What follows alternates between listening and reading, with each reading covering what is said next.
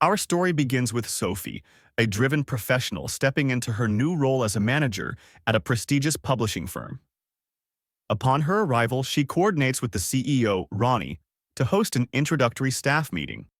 However, the professional atmosphere is quickly punctured by Max, a freelance IT consultant who stumbles in late and creates a chaotic first impression.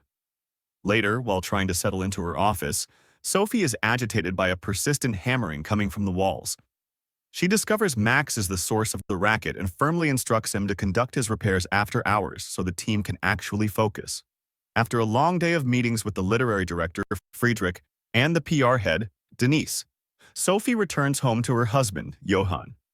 She confides in him that the company is stuck in the dark ages, still relying on tedious manual filing instead of digital systems. Seeking a momentary escape from her high-pressure life, Sophie retreats to the bathroom before bed to watch an adult film, using the privacy to vent her pent-up stress. The following day, the friction between Sophie and Max intensifies when his noisy work interrupts her again. She scolds him for the disruption, but the power dynamic takes a sharp turn that evening.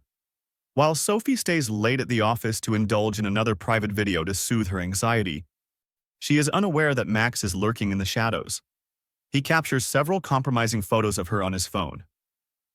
The next morning, Max corners Sophie outside her office, smugly revealing that he has documented her private habits. As Sophie desperately digs into his background, she realizes he's a young man struggling with poverty. Thinking she can buy his silence, she offers him cash to wipe the images. Max, however, isn't interested in a payout. He wants an invitation to lunch. During their meal, Max boldly questions her lifestyle, but they are interrupted by a mutual acquaintance.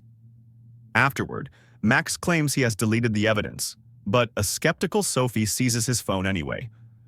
Back at her desk, she feels a rush of triumph, believing she has outsmarted the young technician.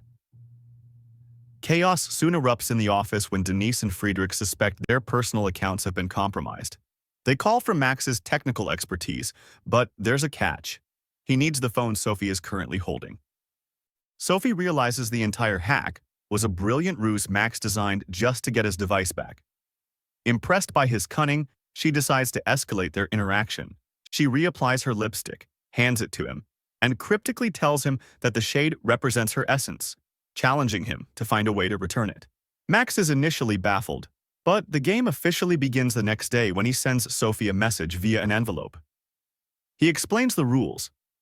The person holding the lipstick makes a demand, and the other must obey without question. His first order? She must scream at a subordinate. Sophie tries to comply but only finds her secretary, who is already leaving for the day. Watching from a distance, Sophie finds herself genuinely entertained by Max's boldness. The stakes of their game continue to grow. After a heated argument with a cyclist outside the office, Max steps in to help Sophie gather her things, discreetly slipping the lipstick back to her. It's now her move. That night at a dull party where Johann openly mocks her intelligence to his friends, Sophie reaches her breaking point. She texts Max a dare: create total mayhem during tomorrow's board meeting. Max delivers. The next day, the staff is bewildered when a cleaning crew storms the meeting halfway through, claiming Sophie invited them for a coffee celebration. Having fulfilled the dare, Max reclaims the lipstick. His next challenge is even more daring.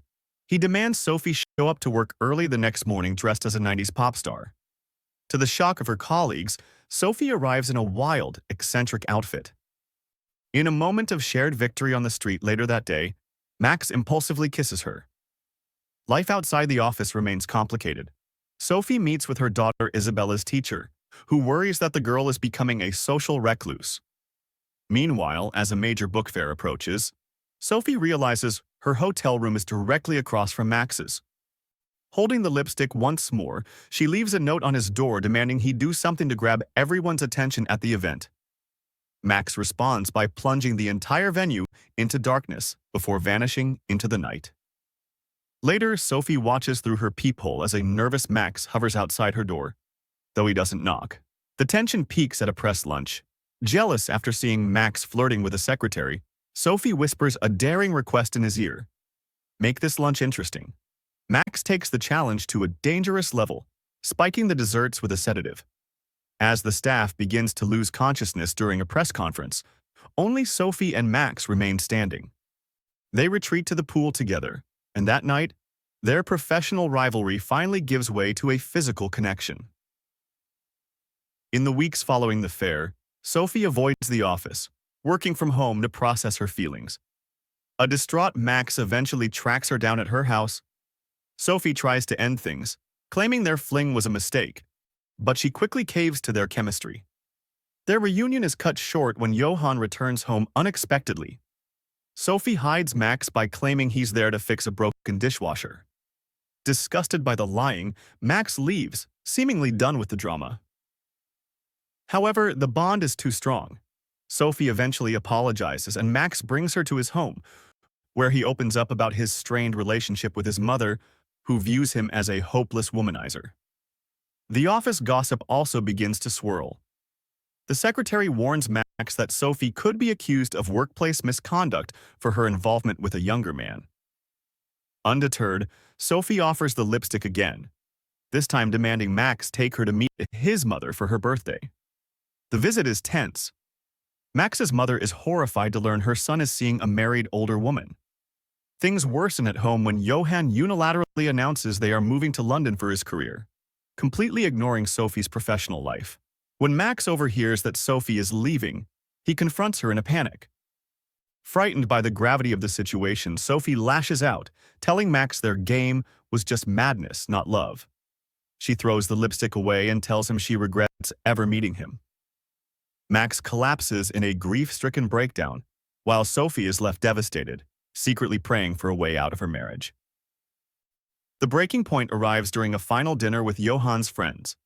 When Johan begins his usual routine of insulting Sophie's family, she finally fights back, humiliating him in front of his peers. She rushes to the publishing house, still in her bathrobe, and interrupts a meeting to reclaim her life. Max watches in awe as she chooses him over her old life.